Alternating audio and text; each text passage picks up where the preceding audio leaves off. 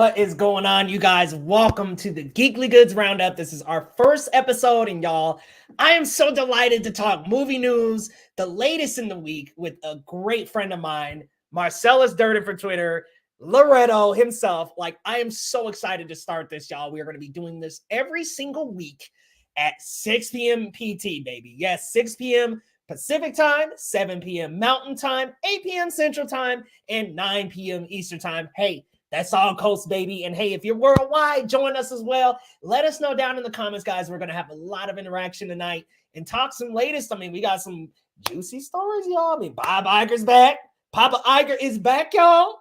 We also got Strange World and the disappointing box office and reception here. And we also are going to be talking Avatar 2, some latest movies from the week, some weird moments from the week, guys. We got a lot in store, but hey, if it's your first time on the channel, what y'all doing over there? Hit that subscribe button for your boy Leo Rydell, you guys. We've got a lot of geeky content that we release on the channel on a weekly basis, and we've got a lot coming up, including things on the MCU, Avatar 2. We got a lot, y'all, but hey, let's not wait too much longer. Let's dive into this juicy ass news we got for this week. But let me introduce my very special co-host, y'all. Y'all need to definitely follow him on Twitter if you're not already. What are you doing?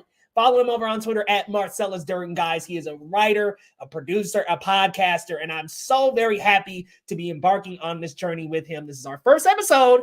We'll have guests, y'all. We've got a lot in the works, so definitely stay tuned for what's to come. But no further ado, welcome in, Loretto. Thanks for joining me, man. It's great to have you on the channel, bro. How are you? One time for the one time. Good evening. I'm so happy to be here. Thank you for having me, Lee. I'm so excited, like you said, to embark on this magical adventure, man. We got a lot in store for you guys, and we got so much fun stuff to talk about. Can't wait to dig in. Really quickly, shouts out to my San Francisco 49ers, who are firmly in first place in the NFC West. Let's go, baby. Bay Area love. San Francisco, let's go. Oh, man, I don't know how that feels right now over in Denver here with the Denver Broncos. We are the absolute flat bottom of our division, so I have no idea what that's like. But I'm happy for you. I'm happy for the 49ers. And what's up, Luke Pato? Good to see you, man. Let's go Niners Nation, baby, because shit, I can't really cheer for the Broncos right now.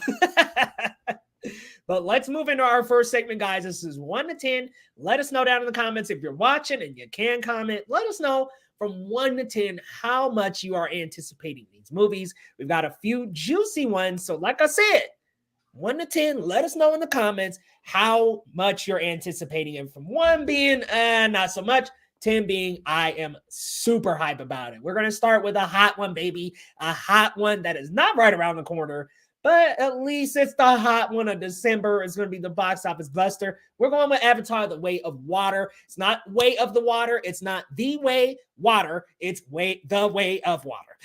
I almost messed it up again. But, Lo, I'm going to go to you first, man. 1 to 10. Where are you feeling The Way of Water? You know, James Cameron, we know he's got away with sequels. How do you feel about The Way of Water, man?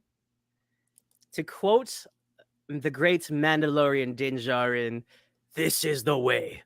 The way of water. You got to trust the process, man. James Cameron is one of the greatest filmmakers living today. He is hands down. You can't argue the facts, the box office numbers, the practical effects, the CG effects from T2 and The Abyss. Like, he is a groundbreaking filmmaker in his realm. And as much as we'll talk about this later about how frustrated he might be with the current process of this film, he is talented. Guillermo del Toro's speaking its praises. The initial teaser that I saw before this newest trailer, it blew me out of the water. Like the effects, like him holding the saddle with the leather and the reflection off the water and the hair and everything looks real and you feel like you're in Pandora. Like, he is going to bring this to us on the biggest stage possible. I cannot wait for this film. Admittedly, I have been avoiding this trailer because I kind of want to just experience it at this point. I'm trying to avoid any spoilers, and a lot of modern trailers give away stuff. So I can't grade that trailer, but based off of my hype alone and that first teaser, I'm going to give it a solid 9 just because I trust what James Cameron will present to us in December. Look, I don't blame you, man. T2, Aliens. I mean, the man has a way with sequels, right? But before I give my 1 to 10, got to welcome in, shout out Matt Wyatt. Good seeing you, man. We also got Tyler Calvert, who says, I need to root for the 49ers to suck because my team has their first round pick. Look, man, at this point, I just want a dub. I just want to make it through the season with one more more dub, please. And then we got Andrew H. Thanks for dropping in. As usual, my friend, it's good to see you. Here's what I got to say about Avatar: Way of Water. That first teaser had me laid out low. Like, I will be 100% honest. I was bored. I was not really feeling it. I was like, okay, what are we really in for? And I think it did accomplish what teasers set out to accomplish, not giving away barely anything, couple visuals, couple of teases here and there, but it just did nothing to really raise my interest. And I will admit, the first Avatar, even after I saw it, I felt like, look, I love the 3D technology. The story, not great. And I feel like once I go back to Avatar, that's how I'm going to feel. But you talk about Cameron with this sequel magic. Guillermo del Toro giving him praises already. His Pinocchio, by the way, has been getting so much praise. Can't wait to check that out. And with T2 Aliens under his belt, I love it, man. I love those movies. And I feel like we may strike lightning again here with Avatar. And maybe we can make a story that feels more inclusive, way more interesting, and more original with the characters and with Pandora. And honestly, it looks gorgeous. I mean, visually, it looks stunning. I know I'm going to have a great visual experience, and I hope that the story can really match that visual prowess that it's bringing to the table. So I'm sitting at an 8 out of 10.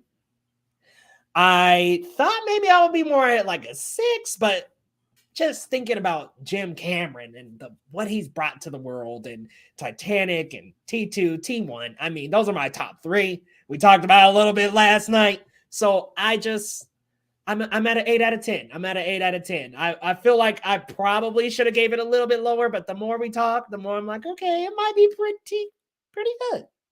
You know, to that sentiment, South Park said it best. They spoofed it in an episode, and they called the film they watched Dances with Smurfs. Oh my God, I remember that. Which is a play on Dances with Wolves. And we Yep. also saw that kind of storyline with The Last Samurai. And look, it's a familiar trope, but I will say one more thing. I saw the sneak preview watching the re-release for Avatar, and they showed some behind, like a short clip of what was to come. And I think this film will have a lot to say about legacy, a lot to say about what you leave behind for your sons and your grandsons and your, everyone that follows you. And I think that's going to be exciting. And also the aquatic element is going to add something to this. And I know that James Cameron's a big supporter of like oceanic activity, and that's something that's like important to him. And I think those aspects will definitely change the game in terms of where we were from the first film. Yeah. I mean, there are definitely a lot more things to bring to the table in the second one that can really elevate it, I believe. Hopefully it does well. Wakanda Forever done already introduced some blue people, so they've got a little competition going here. But Luke Bonto's sitting at a 10. Didn't really care about the sequel. Andrew H is also at a meh. Tyler James Cameron's coming for $3 billion. Yeah, we're going to be talking about that a little bit later. Hey, all he needs is 2. All he needs is 2. Yeah, just two. And Avatar: The Way of Water, 10 for Matt Wyatt. He's a 10 out of 10, ready to go. Look, man, I think it could be good. That first teaser and even the first trailer, I was like, but just remembering how wordplay here, how Cameron has a way with sequels. So I'm like, all right, let's go ahead and see what he does here. I think it could end up being some good stuff. But shall we move on to the next one? Let's go with Violent Night, baby. Let's go, man. David Harbour in this rogue Santa, save Christmas type role where he's helping this family that gets, trapped inside of their home by people who trapped them in the home. I think this could really be cool if done right. Because did you like Krampus?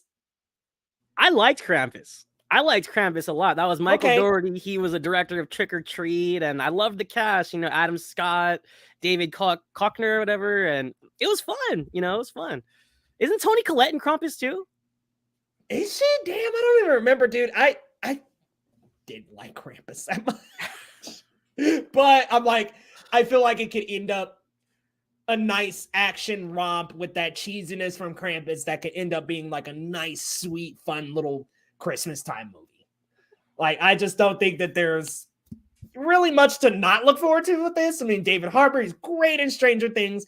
We were talking about this. It sucks that Hellboy, man. Oh, we got another fan of Krampus. And he confirmed it. He says Toni Collette was in Krampus. I was right. And she's one of my favorite horror actresses. So, but yeah, you know, I'm definitely looking forward to this one. I mean, David Harbour, action, Christmas.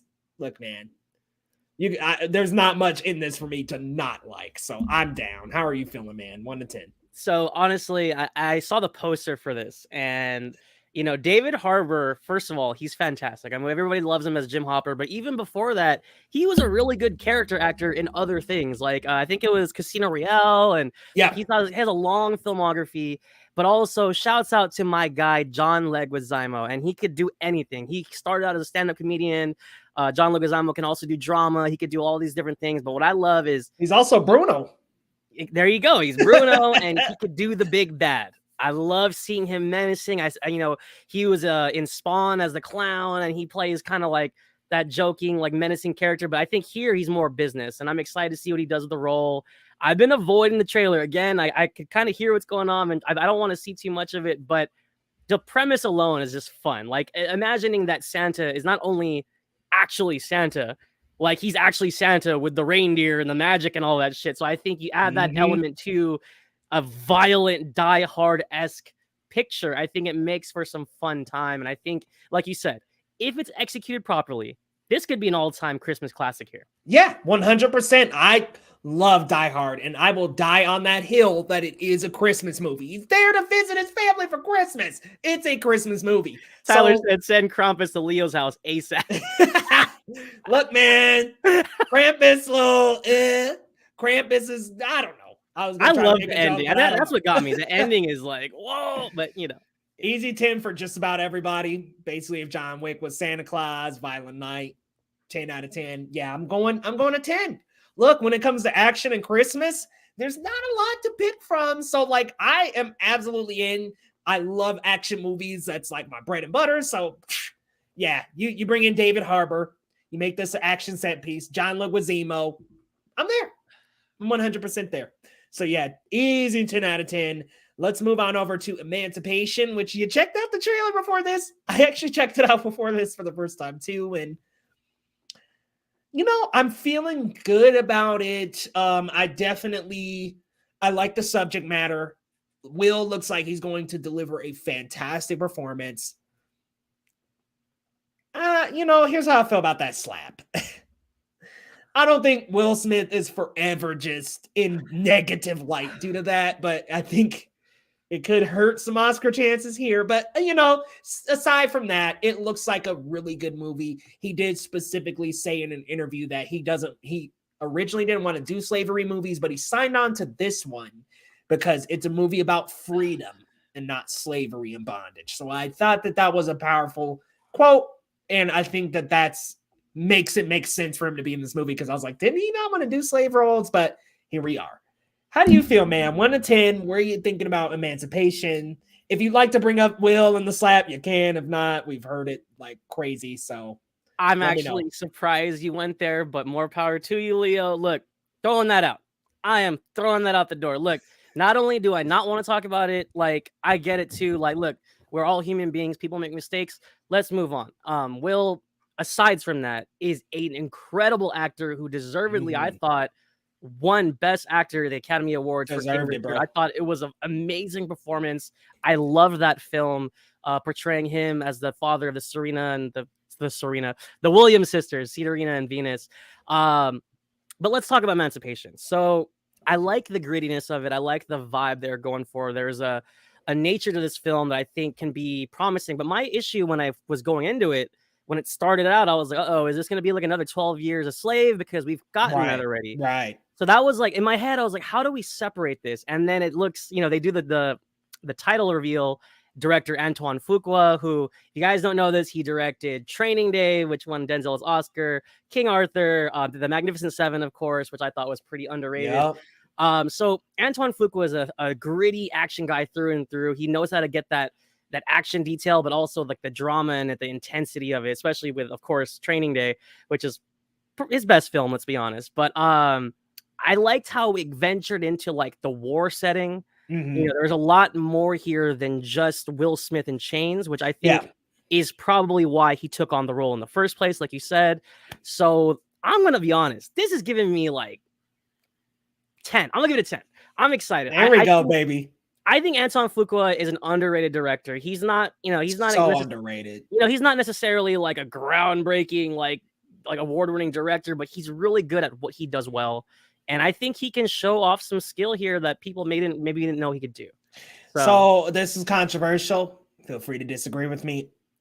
I think he's got the potential of the Russo brothers. Like, you know what I mean? I think in terms of action, I think he's more than proven. I mean, that first Equalizer was great. Second one, I thought was a little rough, but like that first one, awesome. Training Day, awesome. Now, Infinite, I think he was kind of shoved that last minute. But he probably took the paycheck on that one. Probably. Paramount was like, please. And he probably was like down for it. But I definitely love this. And I like Southpaw, but I love how this looks. And I think that, like you said, Will Smith earned that. He earned that. Like, he earned that Oscar. He was fantastic as Richard Williams. And I think he brings another great role here. He brings another transformative like performance to this role. At least it looks like that way. So I'm really looking forward to this as well. I am of the mind that I kind of am like tired of the slavery movies, the 12 Years a Slave, I'm kind of like, fuck, man. Like, I'm getting a little weary. But it does look like it's going to be a little bit different. And because he did give that quote, I do think that, okay, I'm sold a little bit more on it when he told me that it was more about freedom. It seems like it's more about the journey following this real man, by the way, the iconic picture of the man with the lashings on the back. That's who he's playing. So it is a real story. And I think that there's some things to grip onto. So I'm looking forward to that. I'm just worried about like the whippings and like that. Those are things that I think, I'm gonna be real with you. I think I've seen quite a bit of, and I don't need too many more. So you know what? I'm a 9 out of 10. I won't give it a 10 just because I'm like a little weary about some of that stuff, but we'll see exactly what direction they go once it drops on Apple TV Plus. Can I add one last thing? Yeah, go for it. I think my thing too, like I agree with you. Like there's a weirdness to the dreariness of the film that I'm not looking forward to. But I think where we'll see Fuqua and Will Smith in their element is the action sequences. I think I saw a trench sequence. Mm-hmm. It looks like he's gonna somehow end up like in the midst of the Civil War and stuff. And I think that's gonna kind of separate it from the pack a little bit. Like putting Will Smith himself too, because I think Will Smith is also very much in his element in an action setting. Yeah. So I think they'll play off each other very well, Fuqua and Will Smith. So yeah, Fuqua will be able to really guide him through those action sequences and make it feel real. I think I saw, Luke Ponto said about a 6. Doesn't have Apple TV Plus. I get that, man. But man, I think it looks brilliant. But guys, we're going to get moving to our next segment, which is the roundup, the meat and potatoes of the show. Our major news stories from the week. So be sure to tune in. Let us know down in the comments your thoughts. And I'm actually going to turn it over to Lo to handle the roundup. Oh, yeah. And I'm so excited to share it with you guys. There it is. All right. We got quite a bit of news this week. I thought there'd be a little bit more variety, but let's kick this off with Pixar's latest upcoming film. They released their first official teaser trailer, and I'm gonna be honest, I thoroughly enjoyed it in theaters. The animation was super crisp. I liked I wasn't sure where they were going with this elemental story, but I liked the characters they presented to us. As you can see in the picture, you got these earth creatures, you got these water creatures, you got a big puff of wind. He looks like a cumulus cloud. And then our main characters, it's kind of like a Romeo and Juliet thing you got going on. You got the fire and the water, and then the water guys are reaching for the headphones. They look at each other. They might have a thing. Who knows? It was a very quick teaser, but I found the world they built, as you can see here, Element City, I think they built a world that could be on par with Zootopia and possibly could surpass it if they really nail this dynamic between the two main protagonists. I'm excited for this, man. How do you feel about it? I wasn't sure what your feelings on it yet. So, oh man, I loved how it looked. I mean, the animation is so fluid, and it gives me a little bit of like a small inkling of some 2D, but like definitely mostly 3D, and like this new fresh environment. The way each of these characters and elements move feels so organic and natural. It's just such a wonderfully animated look at, I mean, just the teaser alone was just a wonderfully animated look at this movie. I'm curious as to why there's no fire people. So that's my first kind of like, wee woo theories. What's going on? Why are there no fire folk? So I'm curious about that. And then when the water and the fire intersect at the end, I'm definitely getting romance vibes there. I mean, I think for sure the two of them are a thing. But I'm wondering, is there going to be some kind of tension between fire and water? Because those are opposite elements. And like I said, where the heck are the fire people? Are they the antagonists of this movie? So I have a lot of questions based on that teaser, but I love the music choice. I love how it just sets us up in this like really chill, calm, cool, collected environment. Gets us just set up for another Pixar world. What they do expertly is build incredible worlds between, I mean, Toy Story, WALL-E, you name it. They build phenomenal worlds, and I'm excited to dive into Element City already based on a minute and 20, and that's it. Like I love this teaser. I think the fire chick looks awesome. Like, I think she looks great. I think Wade looks awesome. And I love it's Ember and Wade. Ember for fire, Wade in the water. Love this play on names. I hope that there's going to be more plays on names like that. Like, I just think that so far, this is looking great. I do want them to, like, I'm sure they will, to, like, name the elements, or are we dealing with earth or grass here? You know what I mean? Nature, earth, air, or wind. Like, okay, where are we at there? And maybe it is out there and I just haven't seen, but yeah, I'm like, establish them elements, let us know them names. But I like it. So far, it looks like it's going to be a blast and another Pixar epic. I mean, I can go on for eons about how I think Luca and Turning Red should have been released in theaters, but that's a conversation for thank you, day. Leo. And really quickly, I just want to say what's up to Chili Boy. He said, you ready for this to be Avatar? We're both big Avatar The Last Airbender fans. And look, that's not a bad thing. If you hit some notes that are familiar with Avatar, that's okay. Just do it right. You know, the animation looks good. Have a good story. Have a good base. We're going to be okay. And my only reservation before we move on, Peter Sohn, who is directing this, he directed The Good Dinosaur. And I know some people are throwing that movie in the trash. Some people like whatever, they like it. It's mid, whatever. I'm one of them. I actually liked The Good Dinosaur, but my thing though is Peter Sohn's not an established director yet, and I think that some of his shortcomings as a director showed itself in that film. And I'm just hoping that with Elemental, he has progressed and he has gotten better with his craft. So that's my only thing. Tyler, what's up, man? He said Leo's ready for the Fire Nation to attack. You know, this is not that, but you know, there's some themes here that I think, like you were saying, Leo, if they play on them correctly, it could be really fun, especially like if the fire people are isolated, if they are antagonists. We don't really know because she appears to be the only one, which I think it will make for an interesting story if she is the only one. So I think there's a lot of things here. Right? So. And like, it makes me wonder, like, what happened to the fire people? Like, what's going on? Why is she the only fire one? So yeah, I'm excited, man. Oh yeah. So trucking right along in the same universe as Pixar, Disney fans around the globe can rejoice and reunite as Bob Iger returns as Disney CEO. Cue up Mark Morrison with the come on, like it's the return of Bob Iger. Mac, baby. The Mac himself. Let's go. To cue it up, man. But look, I'm gonna be honest. Look, people can hate the Disney machine. They can hate the under politics, the red tape of Disney. But look, there's two sides of the same coin to where, look, there's a lot of negative things with company and corporate marketing and corporate structure. But look, the positive side of it, the flip side of the coin, is what joy Disney brings. And I think Iger's reign as CEO was a very accomplished reign where he did a lot of positive things for the company, for the parks. I am, like, admittedly a season pass holder for Disney for the past 2-3 years, and it's just something that's important to me. I grew up on it. My dad took me as a kid, and I grew up and took my kid there, and it's just something that I think is meaningful to generations of people, regardless of how you feel about Disney as a company. So I think Bob Iger's return is huge news. What about you, Leo? I mean, this is monumental. How do you feel about this return as CEO?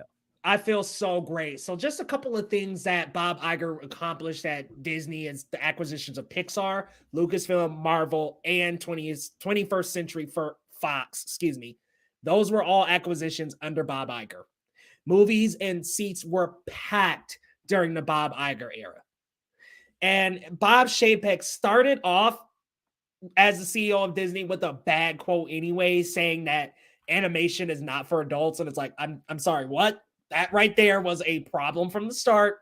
So him starting there and then us seeing the poor marketing for Strange World most recently, but we can go as far back to as Raya was a bad release, which I know that's the pandemic, but even the Disney Plus release I thought wasn't anything to write home about. Encanto, that was another bad release. If it weren't for Disney Plus, that wouldn't have even blown up.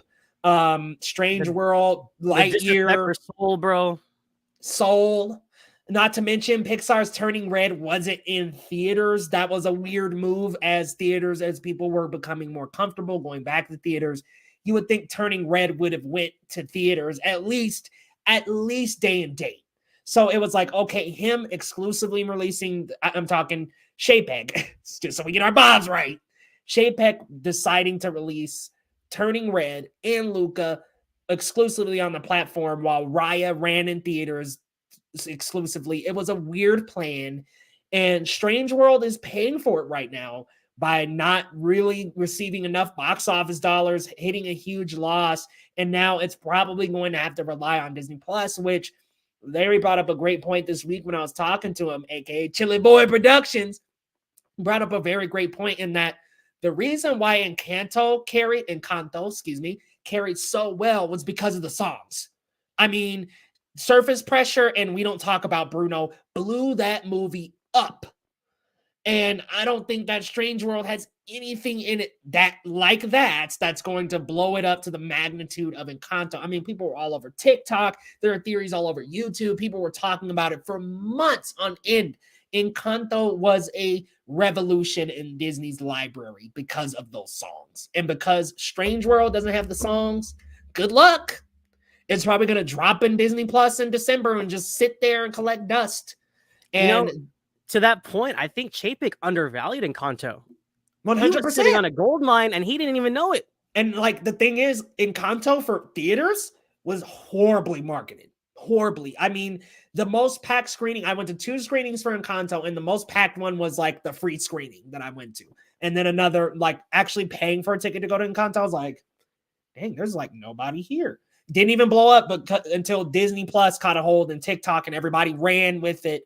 But if it weren't for them songs, and yeah, it would definitely have plummeted. Chapek didn't know what he had.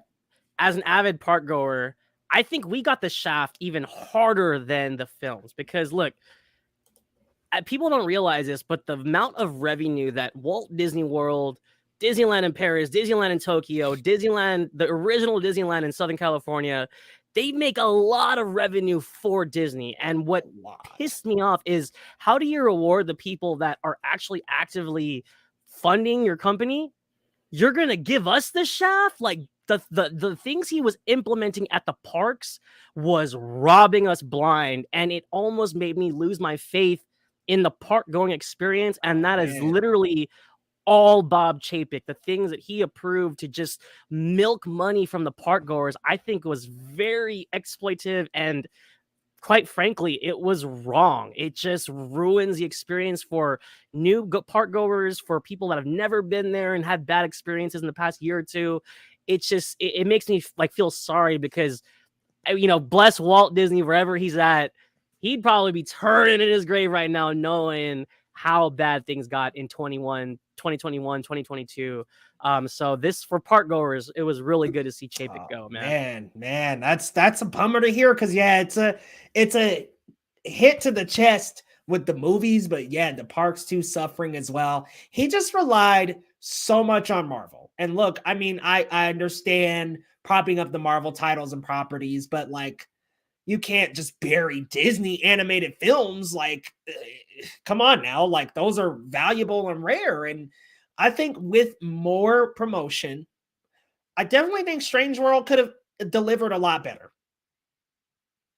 Way better. I mean, yeah, and like critic reviews aside, because the reviews are pretty mixed, but that's never deterred a Disney film from tanking the way that Strange World is right now, and we're gonna talk about that in a little bit. So yeah, but you know, ultimately, I'll say, just to put a ribbon on it, you know, thank you, Bob Iger. I think he came back at the right time. There's rumors, whispers around the campfire that he purposefully was avoiding the era of the pandemic. But look, whatever the reason is, I'm glad he's back, and I think he'll get Disney back on track on all fronts. So yeah, and this is a great comment from Larry blaming Chapek for "We Don't Talk About Bruno" not being the Oscar nominee song from Encanto. That was a big missed opportunity. I mean, you had two songs that charted on Billboard and you didn't nominate one. Surface Pressure and We Don't Talk About Bruno both charted. I want to say both of them were number one. Maybe it was only We Don't Talk About Bruno. And honestly, Surface Pressure is such a banger. Oh my Lin-Manuel Miranda, he's freaking great, man. A genius. I mean, In the Heights, that, and he had the Andrew Garfield film that year. I was like, this man is on a roll. But yeah, big miss. But you know, welcome back, Bob Iger. Let's keep it trucking. Next order of business within the same company. Jan Demange has been tapped to direct the Marvel Cinematic Universe Blade film. Previously, we saw Wesley Snipes as the character in the early 2000 films, a trilogy that had its ups and downs, especially with Trinity. But, you know, for Blade 1 and 2, at least, it had a lot of fun, a lot of like character with Wesley Snipes. What he brought to the character was fun. And I think with Mahershala Ali going forward, there was a lot of great storytelling here to be had. And I think, you know, I can't speak on the original director, but I think Jan Demange has some underrated ability as a filmmaker. If you guys don't know this, he directed White Boy Rick. He has a war film, I think it was 71, if I'm not mistaken. And he also directed the first episode of Lovecraft Country, starring King the Conqueror himself, Jonathan Majors. And let me just speak to that particular show. I think Jan Demange has this grittiness to him. He has this, he captures a lot of suspense and thrills. I think if he brings that to this Blade film, I think will be really fun, especially we're dealing with vampires. I mean, Blade himself is half vampire. So I think, you know, you got to play into the horror elements there. And I think Jan Demange with Lovecraft Country showed us what he could do in that front. And then with White Boy Rick, there's a grittiness and a realness to the story of, you know, being on the streets and having these like gritty characters. I think that he could bring to Blade, I think will be really fun. Leo, you are a fan of White Boy Rick. So, I mean, what do you think about this choice for the MCU to pick Jan Demange? So, yeah, I like White Boy Rick. I know a lot of people didn't like the movie. I had a lot of fun with it. I thought McConaughey delivered. I liked it. I definitely am pulling some more from his Lovecraft Country experience, though. I loved that first episode so much that, like, I was propped up, ready to go for that second one. He just has, like you said, this grittiness to him. There's some shades of dark and sci-fi that went into the first episode of Lovecraft Country, and really well built up suspense and exploration of multiple emotional moments throughout that first episode. So I'm really excited to bring that to the MCU. I'm glad that they got a director so quickly. I'm glad they didn't wait on this, that they didn't wait for Mahershala to lose a little bit of luster. Like, no, Mahershala has been really behind this project, and I'm glad that they brought a director in to just get him in. Boom, keep Mahershala happy. Let's keep our Blade in this. I think Mahershala is going to bring a lot as well, and I'm excited for these two to team up. I want some good action sequences though. Give us some good action sequences. And I remember that first episode of Lovecraft's Country being like so grand and large in scale. I want to see that in Blade. Give us some big battle sequences and some huge moments with this character. We need that scope for this as well. And you know, I know this is probably not going to happen, but I almost want Blade to be like Moon Knight and just have it be its own thing. Have it be its own thing. I want it to be self-contained. And I think that a director like this can keep it focused and not have to be like, oh, well, Captain America was here 10 years ago. You know, I don't want that stuff. I'm with Blade. I want to run with the action vampire slaying Blade. Let's not get into all this. Oh, well, you know, Steve Rogers and man, leave them references at home. So I definitely think this is going to be a great collaboration, I think. And what Marvel does so well is bringing in these small directors and letting them insert their voices into these movies. I mean, look at the Russo brothers. They were only running Community, and then boom, here we are. Right. They're the Marvel's best directors, period, I would say. I mean, out of the MCU so far, with Ryan Coogler and a couple others really being up there, but they're in their like top 3. You know, real quick, I want to ask you before we move on, how interested would you be in seeing like an origin of Blade, which is something we've never gotten in like the Spider-Man animated series or even the Blade film itself? Like, would you be interested in seeing how he became half vampire, or would you rather it be like kind of like Moon Knight where he already has his powers, we're in it, we're on a mission? Like, would you rather it be that way? Or if they do an origin, maybe great, like let's graze in it in like 20 minutes and then jump right in. I don't want to spend too much time of like, oh, he's learning. And because like, let's be 100% real. That's what the whole Spider-Man trilogy of the MCU was. It was Spidey's origin. I don't think I need too many more origins. Like if you want to spend 20, 30 minutes on that, fine, go for it. But I don't know if I need to see too much into the past with this character. I mean, with how Wesley Snipes delivered, like, let's just jump right into it. Oh, yeah. Chili Boy's asking. Bob's in the house. What's up, Bob? Hey, what's up now? I haven't seen you in a minute, man. He said we might be getting Mandalorian news this week. I hope so. And we'll talk about it next Sunday for sure. But can they compete with the OG Blade opening? Look, I'm not going to even try to compare Chili Boy. I'm not. Look, man. At this point, look, hold up. And Larry, let me talk to you real quick, Larry. I mean, at this point, look, Foxverse, Blade, League of Extraordinary Gentlemen, whatever. Look, it's apples and oranges right now. Like the early 2000s are its own beast. We can't compare that with MCU films of this time. It's apples and oranges, man. And look, no disrespect to that time. It was great. It was very Matrix inspired, very leathery, very slow motion, slow motion heavy, very Matrix inspired. But look, we have moved on from that. We have a whole brand new set of directors and actors bringing us something a little bit different. So, you know. But with the way Shang-Chi went, I don't put it past them that this could be an action-packed blast. I hope so. Because Marshall Ali especially deserves it. I think he's perfect for the role. Thank God they brought him back in the MCU, man. Like seriously, that like him being the villain in the Luke Cage show and just getting recycled like that. I'm like, that's not enough. Thank goodness they gave him the Gemma Chan treatment. Yeah, and what's funny, I mean, look at the picture here. He really looks happy. I think this is something he wanted. So he's hype. He's very passionate about this project. So moving a little bit forwards, again, staying within the same scope here. Empire Magazine provided us an exclusive first look at the new Indiana Jones film. And again, if you guys don't know this film is not being helmed by Steven Spielberg. It's being helmed by James Mangold, of Logan fame, of Ford versus Ferrari, of countless films, like little like horror thrillers like Identity. James Mangold's career is very, very like decorated, and also honestly it's really good. It's really awesome. I believe, Leo, correct me if I'm wrong, I think he did 310 of Yuma, right, with Christian Bale and Russell Crowe? I can't confirm that, but I know he did do an episode of The Mandalorian as well. Dude, James Mangold is a beast.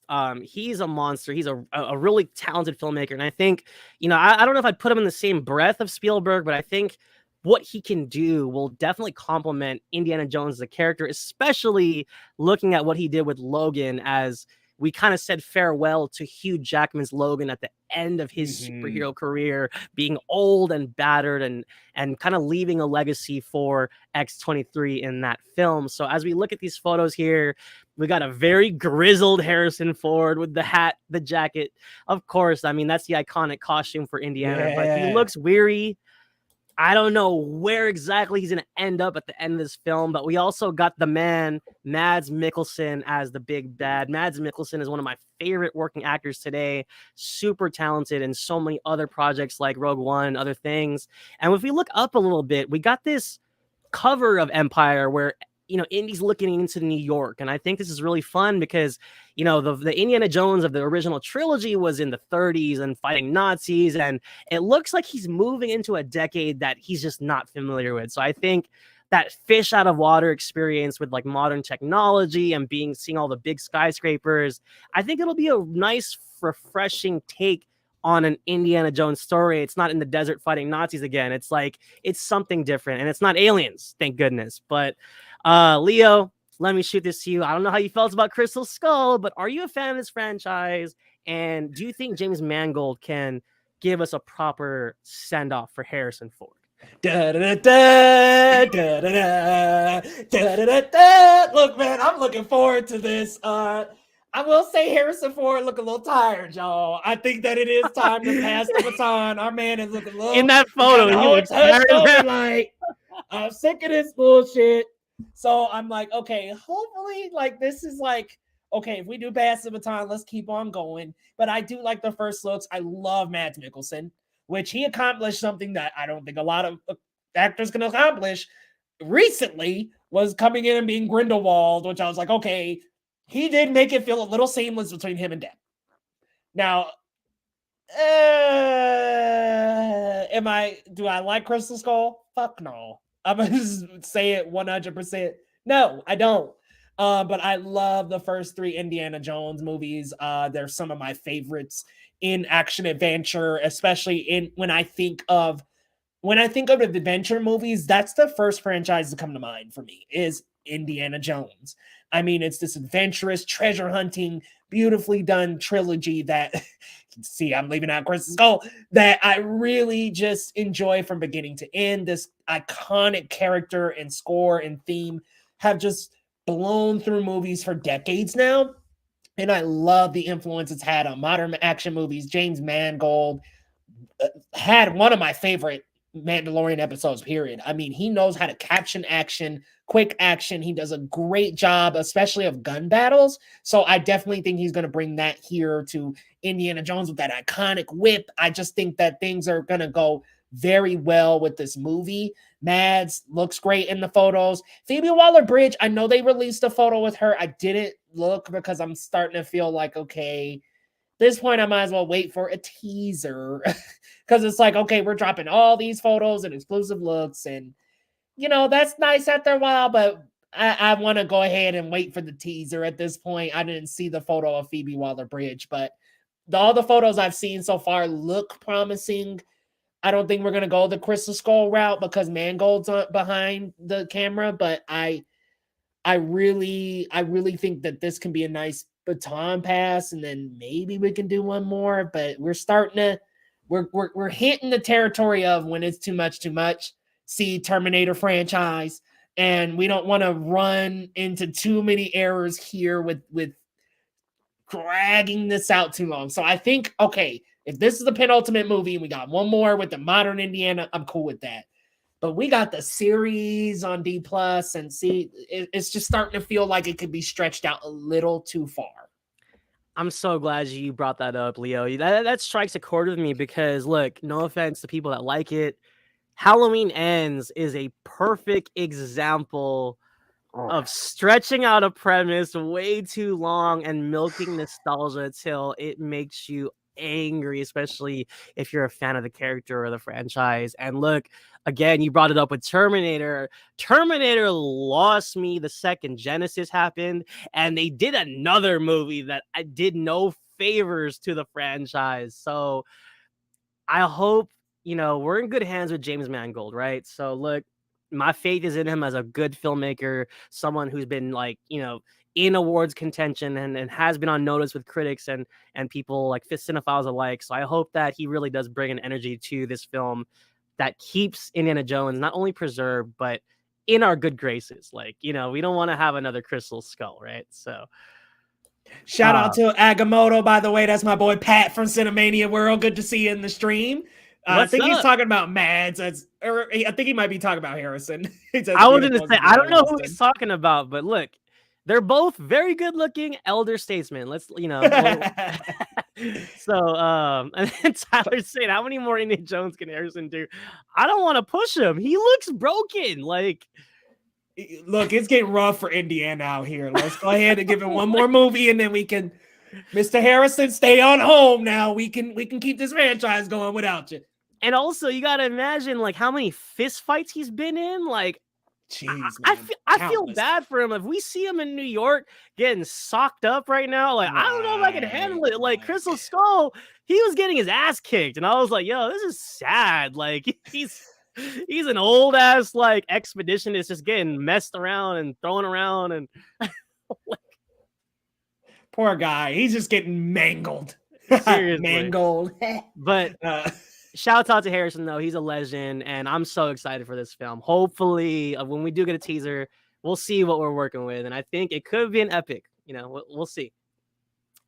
Next order of business, James Cameron himself says Avatar: The Way of Water will need to make $2 billion to break even. And I think, look, Jim, I respect you so much. I think you're, like I was saying earlier, you're a legend in the business, and you're a living like testament to film of what you can accomplish. But I think it's really odd for him to put this out in the air. Like, this movie hasn't even released yet, and you're saying such a thing with a tone and a manner that feels negative. It feels like he's frustrated with the project, and it's like, dude, why don't you wait like 2023 to kind of open up about this? Like, why would you say this before it even comes out? Like, he's wishfully thinking or hoping that gets to 2 billion, and he's saying that's what it has to make to even like repay the costs of the film or whatever. But it's like, why talk about this? Why air this out? I think this is bizarre. How do you feel about hearing him say this, Leo?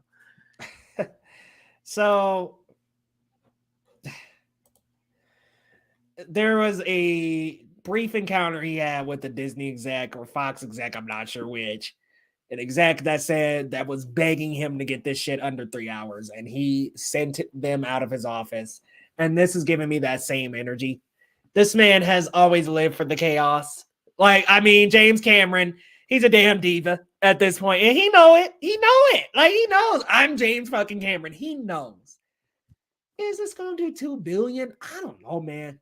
Look, I understand that there is public interest for Avatar, and the first one was groundbreaking with the technology, and the visuals are stunning and extraordinary, and I just don't know about $2 billion, man. I just don't know. That seems a little like a lofty goal, in my opinion. I don't even know if that's going to make 1 billion. I mean, if anything, it'll cross a little bit over that, I think. But I'm like, look, man, 2 billion, that's a lot of pressure. And as you were saying, it kind of sets a negative precedent to movie. Like, it sets a negative precedent before the movie has even came out. And Chili Boy, we only had 2 films this year even break 1 billion. And yeah, No Way Home didn't even break 2 billion. So it's like, okay, and that's 3 Spider-Man meeting up, which Marvel, 3 Spider-Man, you would think would make, I mean, but that was right on the edge of 2 billion. So I'm like, 2 billion? Are we even going to clear 1 billion?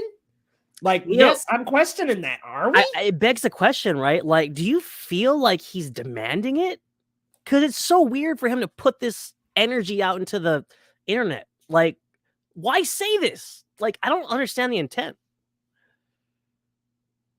Yeah, like, I'm sorry. I'm looking up the 2022 $1 billion movies because I was like, which movies are those? Let me know, Julie Boy. But, Top Gun Maverick, that makes sense. And then what was the other one? Top Gun. I think it was No Way Home, right? Or was that last year's box office? Yeah, well, I guess if it technically cleared and ended in 2022, that would make it, I guess, 2022. So No Way Home and Top Gun Maverick. And Top Gun Maverick, Dominion? Oh, that made 2 billion? Or 1 bill? I didn't know People that. love Okay. dinosaurs. Wow. But they're Yeah, not that they're good. franchise makes money. But I mean, this is Avatar number 2, not number 6, and the first 3 or 4 or 5 or 6 cleared $1 billion a piece. Like, that's not what we're dealing with here. So I don't know that it's even going to etch 1 billion, man. Like, I'm being honest. I think we can be looking at a weird loss here of where it's like, oh, 800 million, it got 800 million, but it still lost money. Like, I think we could be potentially looking at a headline like that, because I So, just Leo, don't know if I see $1 billion in this movie's to future. reiterate my question, do you think he's like acquiescing to defeat here? Like he's just like accepting that he's not gonna get that? Like, I don't understand why he would release this statement publicly. Like, I think he's got a lot of confidence in it. Like, I think he thinks it's going to make that money, and it's like, this is what it needs to make. So go see the damn movie. But I don't know, fam. Tyler kills me every time he's on this thing. He said put some dinosaurs in Avatar for 2 or 3 billion. Look, man, I just don't think it. Look, as big as Doctor Strange, Thor, and Batman opened, they all fell short.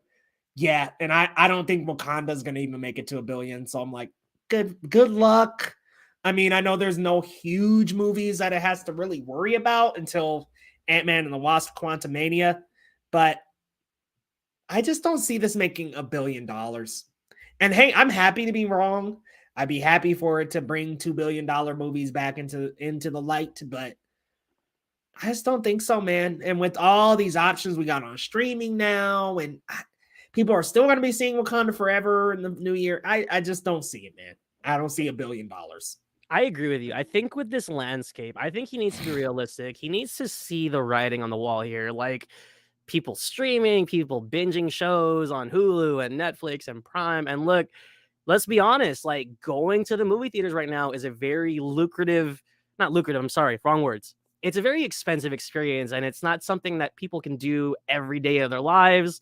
Some people get the movie passes, whatever, but most casual moviegoers have to exert some effort to get into the theater. And will this movie bring those people out of the woodwork? Maybe, but it's a tall task for any filmmaker to hope for. So yeah, I wish Jim Cameron the best of luck, man. He's great.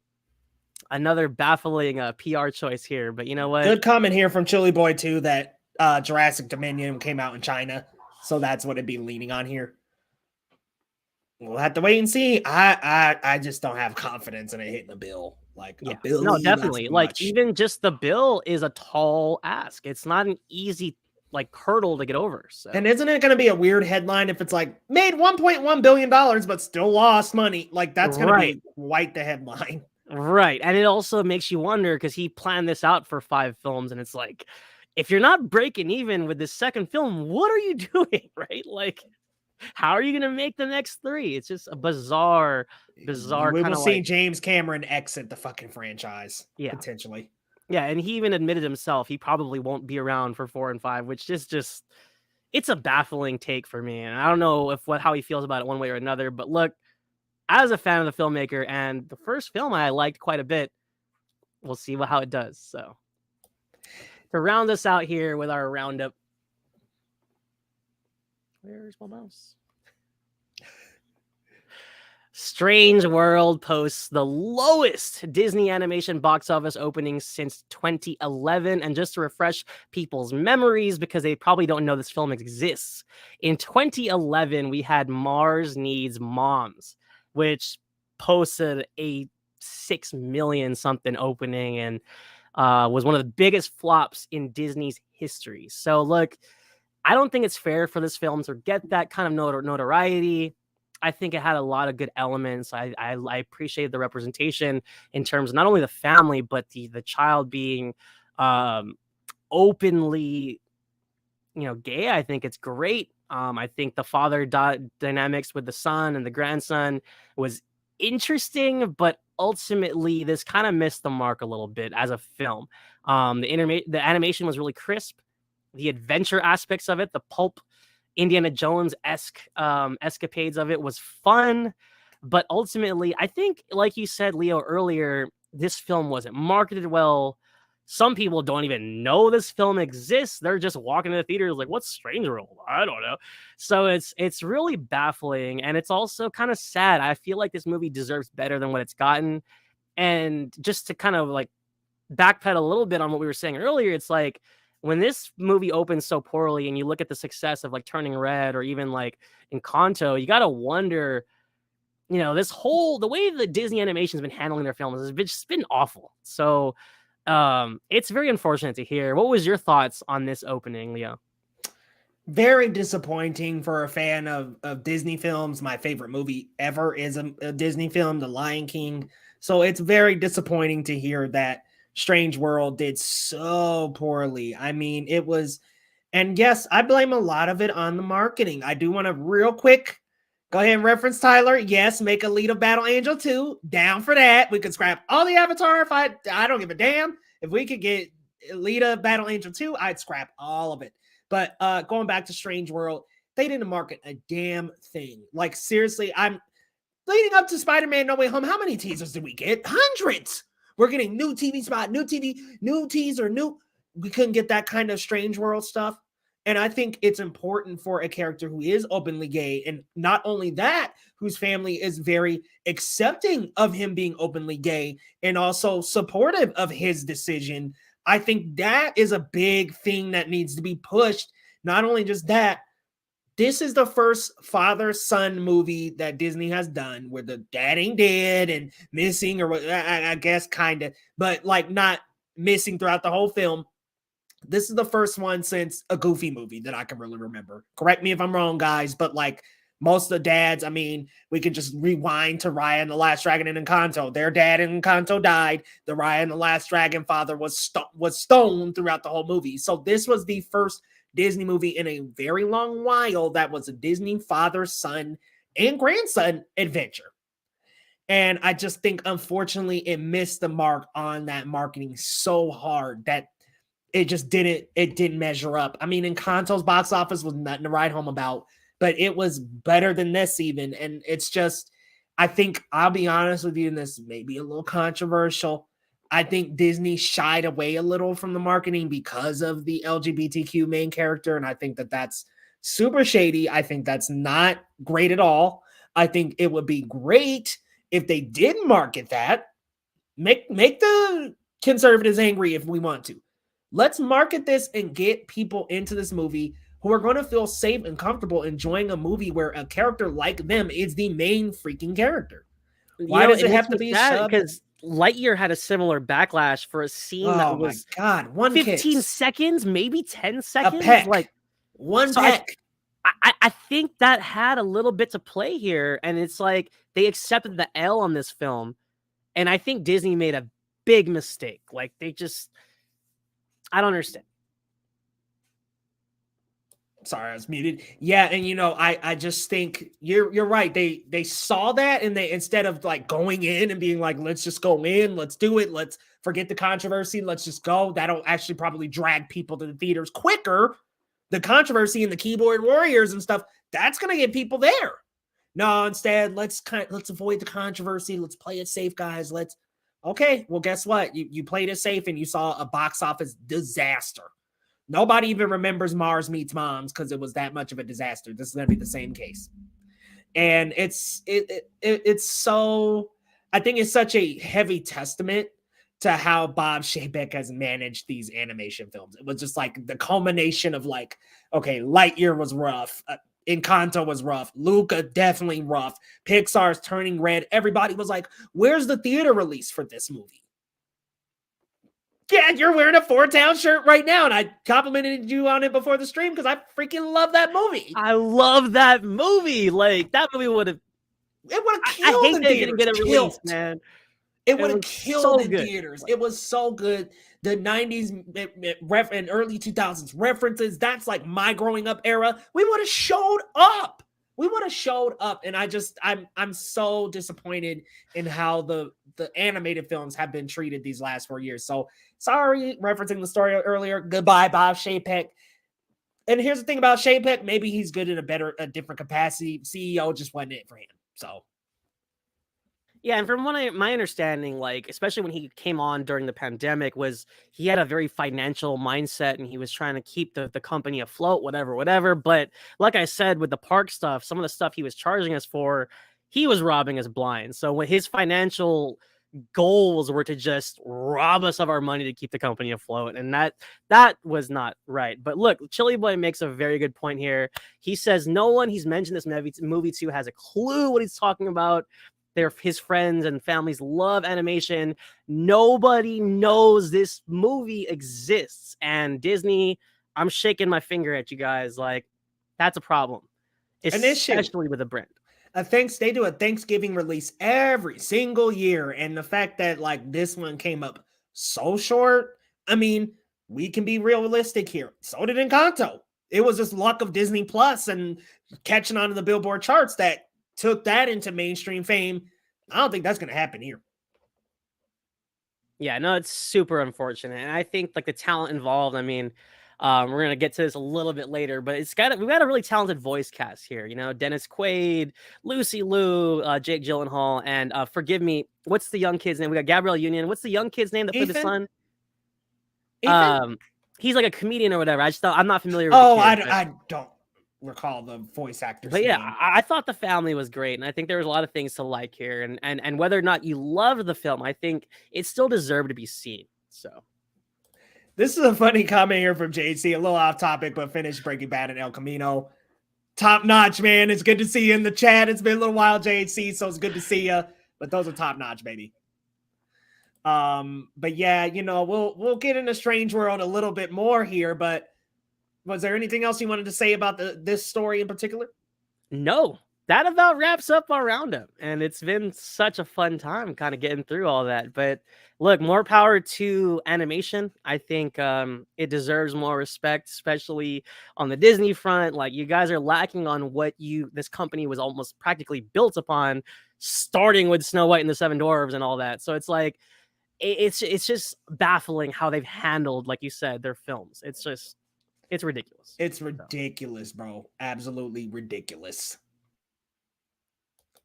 All right, let's move on to our next section here, movies of the week. Couple movies that me and Lo have watched this week, and I think this is quite a good lineup. Besides maybe this first one, we're going to start with Strange World. And let us know down in the comments, guys, what you thought about the movie, just kind of general thoughts. We're just going to kind of shoot the shit here a little bit about the movie, talk about these few, and make it short and sweet and cute. But let me know, Lo, we just got off a Strange World story.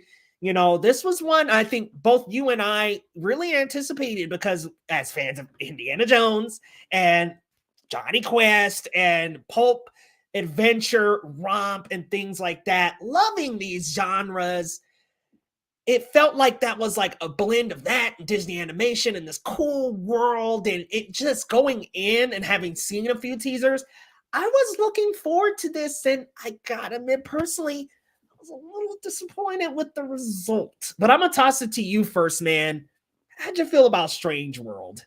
Yeah, honestly, that first act was fantastic. The editing and the animation style was really crisp, and I like the presentation with the comic book, and we zoom into the comic book, and it's like, So cool. This is Jaeger Clade, and it's like the grandpa and so his son Searcher, and it's like, oh, this is so fun. It has energy, and it has life, it has personality, and then it kind of meanders into a spot where nothing happens, unfortunately. But look, shouts out Henry Jackman. Henry Jackman does a fantastic job with the score, and what's fun is like there's elements to the score that feel like Star Warsy, it feels Indiana Jonesy, but it's also in a manner that's more homage than like he's not copying John Williams. He's just playing off the trope of the theme of the film.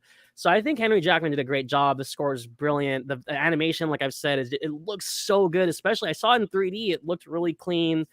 All of the animations popped, and there was great color, and the family was very diverse, which I enjoyed. Oh, love that.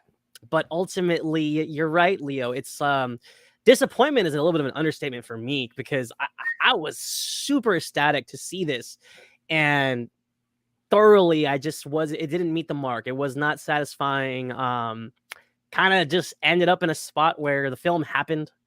There's nothing terribly memorable about the action or the things that played out. It was really fun while it lasted. I think that's the best way to sum it up.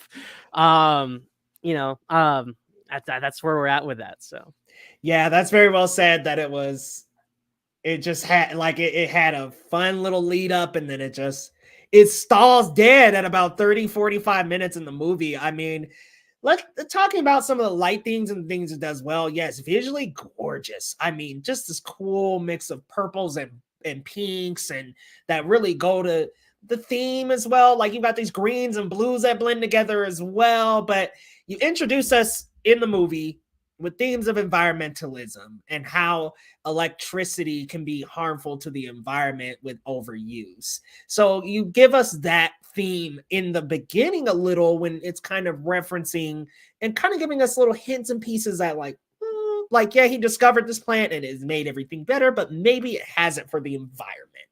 So I love that we play on that in the beginning, and it's like, okay, how are we going to get to the consequence of this? Where are we going to go?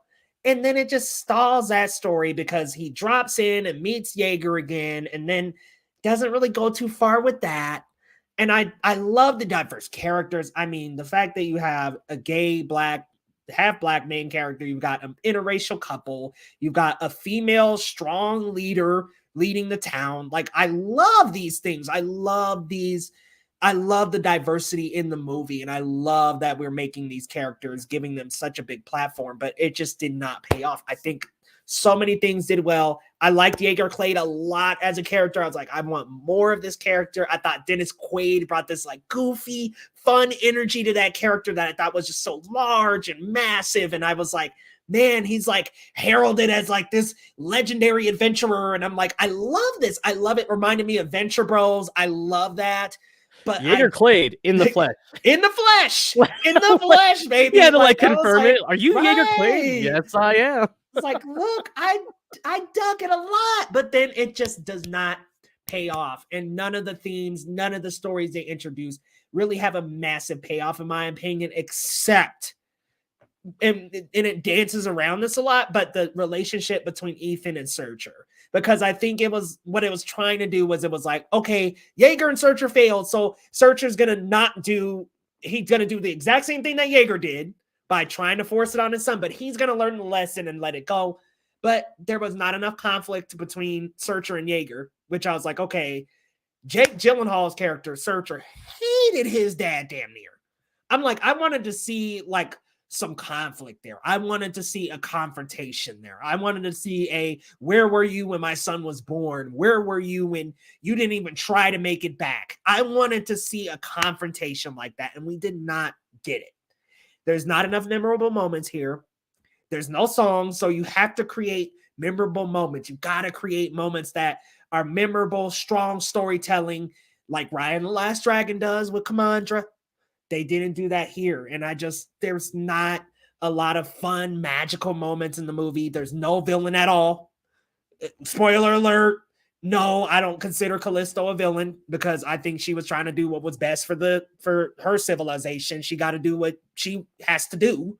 So there's just a lot of problems that stop it from being a fun adventure like it was so heralded to be. And I think we stay stuck in that strange world kind of beginning way too long. I like the first 30 minutes and then just doesn't go anywhere. This is a good question here from JHC. Why didn't they market it more? They almost never advertise anything by itself. It's usually just a bundle of Disney Plus shows / movies all in one 60-second YouTube ad. Yeah, I mean, we talked about it a little bit earlier, JHC, but it just seems like they shied away a little from the gay character, and that Bob Chapek, just in terms of marketing these movies, Turning Red, Luca, Encanto, Lightyear, all the animated movies that have been under him have been marketed very poorly. Looks like Elijah's in the house. What's up, Optical Cinema? Hey, what's up, dude? Thank you for joining us, man. Good to see you, brother. Yeah, but Strange World, like I wanted so much more from that movie. Music though was fantastic. That shit slapped. You're right. It's more referential than it is like actually copying. So well done. All right, let's move to our next one, The Menu, which this is on the menu, baby, because this was good. So this is Loretto. I love that you avoid trailers because you can really savor and enjoy the movie in the moment. This was a trailer I avoided. This was one I was like, nope, I want to see Anya Taylor-Joy and Ralph Fiennes fresh. I don't want to see it. I don't want to see a beat of this movie. Did it, and I loved what I got. Loved it. Let me know what you thought about the menu, man. So, you bring up a good point because that was a trailer where it popped up in the theater and it grabbed my attention because I was like, ooh, Anya Taylor-Joy.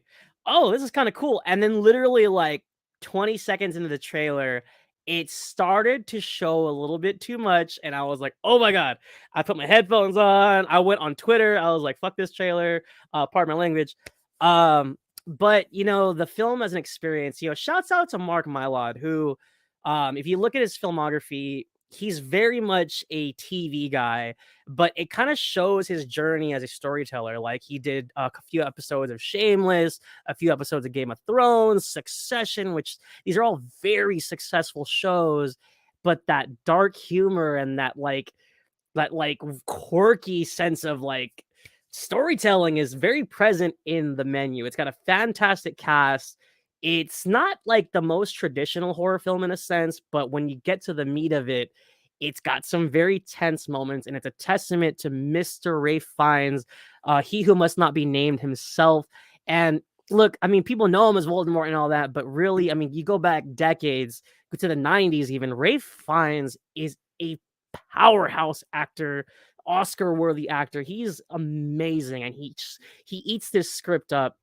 And what I like about it is, as menacing as he is, as this chef that's eccentric and bizarre in his presentation of his menu and all that, there's a vulnerability here that I think really makes his character like really, really memorable and iconic. It's like he's menacing, but there's a side to him, especially that Anya Taylor-Joy brings out when they confront each other. It's like there's a vulnerability to him that I think he played really well. And I think as a whole, it's a fun experience. It's a black comedy and it's horrific in spots and it's so much fun. It's a great film. Shouts out Mark Mylod, like I was saying, for his film debut as a director. I mean, seriously, that movie was so damn good. So going in, didn't really have too much. I knew it was like a little bit of a horror black comedy. I was like, I don't know where we're headed here.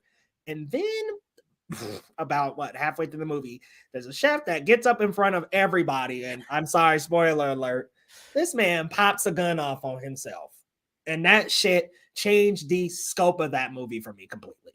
I was like, whoa, like I just did not expect that to happen. Like it just got real kind of. Yeah, it just got crazy. It just got real here.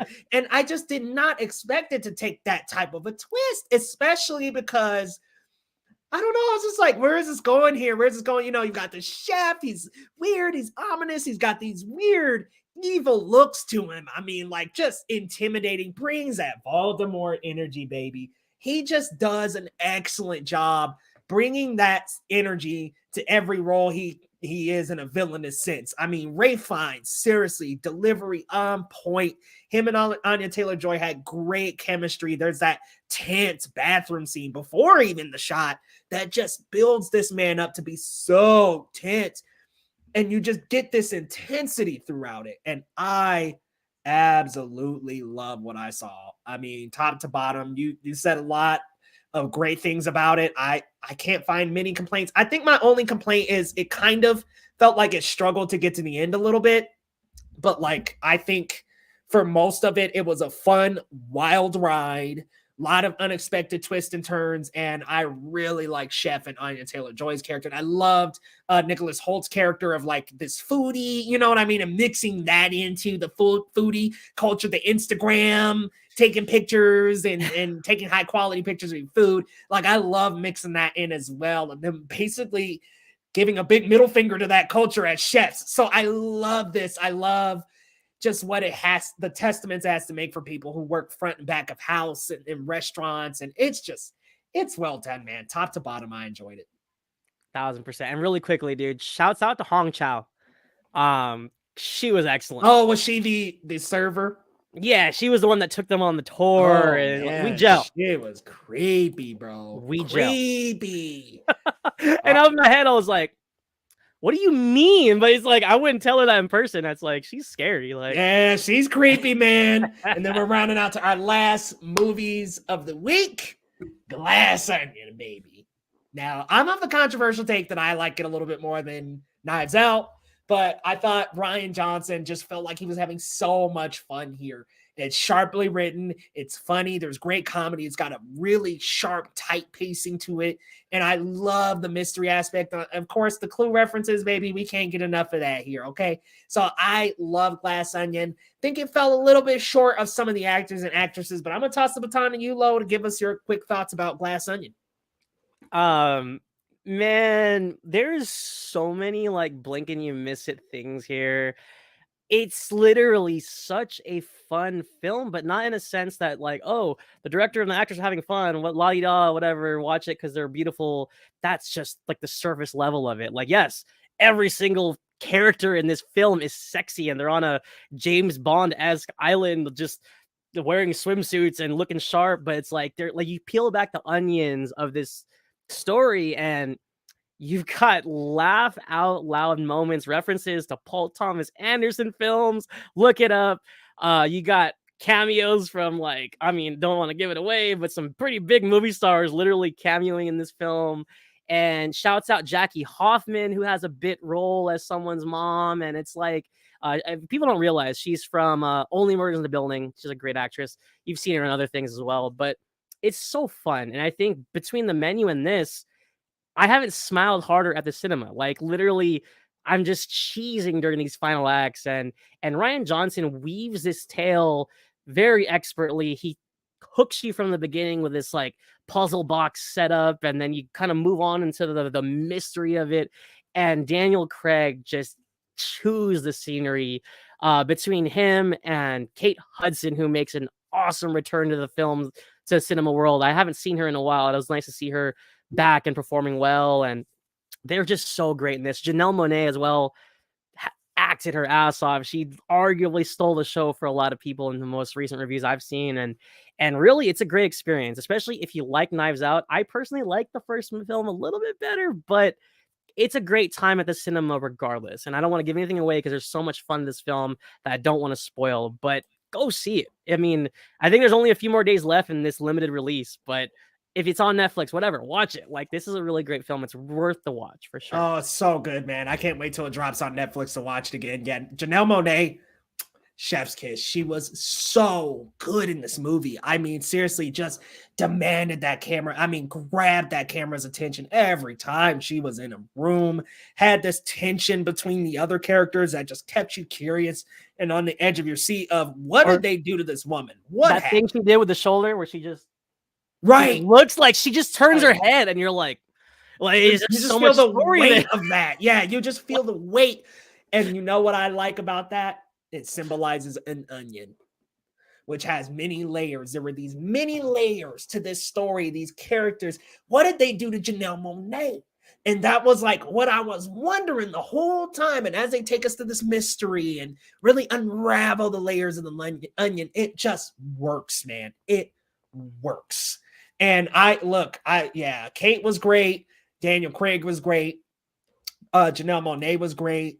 But we talked a little bit about this previously, and honestly, too, Edward Norton was great too. And I said this in my review. I was like, is he playing himself a little bit? Because I don't know. I heard some stories about that one, but yeah.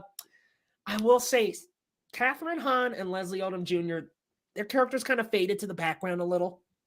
And that was a little disappointing, I think. I think that was the one thing that I missed with this movie was like, dang, some of these characters do get buried. Batista's character at a certain point kind of bops in and out. And it's just like, there's a lot here. And I think everybody, unfortunately, unlike the first movie, I don't think everybody's on the same level of star power, which, I mean, that first movie's cast was phenomenal. And I like this cast too, but you bring in a couple like Dave Bautista, like, you know what I mean? Like, some of them just get kind of pushed into the background, but I mean, such is with the big cast, and not all of them are huge names. Like, that's going to happen. No, I'm glad you brought that up, and especially like fresh off of like from what I remember him most recently in One Night in Miami. I had really high hopes for Leslie Odom, and he didn't have a whole lot to do. He had a good section in the first act, and then like you said, doesn't do much else after that. But I mean, not to take away from the story of it, but yeah, his character didn't play that big of a role, and I was hoping for more. So. Same, yeah. One Night in Miami was phenomenal, by the way. So I mean, so so good. But let's get to our what the fuck moment of the week, which is just one moment that we find throughout the week that is just absolutely odd. And it's Jake Gyllenhaal's awkward joke during the Strange World interview. Let's take a look real quick at this clip, guys, and y'all let us know, like down in the comments if you're watching. Let us know what you think about this comment if you've seen it. It's during an interview for Strange World, and it just was odd. So let's play the clip. I think they're all very relatable. You know, this world we live in today is a pretty strange world too.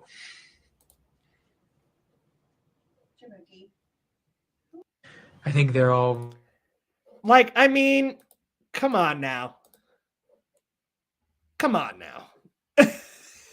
Like, and my biggest thing about it is WTF. And really, like, bless Jake Gyllenhaal's soul, the way he slowly looks around the room, like, are nobody give a shit. No?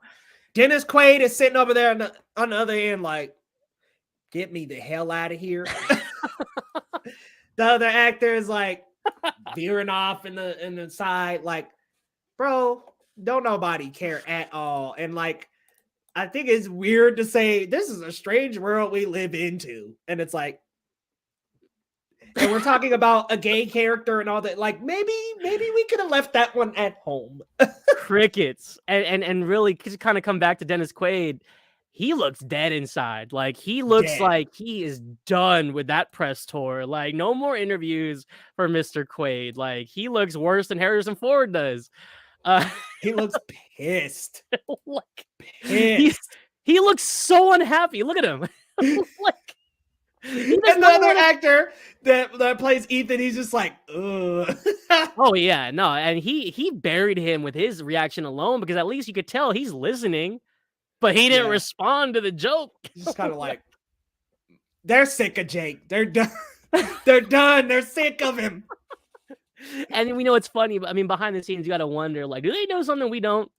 Because there's other clips to that interview where Jake might have been on some happy juice or something. Like, I don't know what he was drinking or whatever, but I think Mans was definitely on some drugs. Like, he was having too much fun.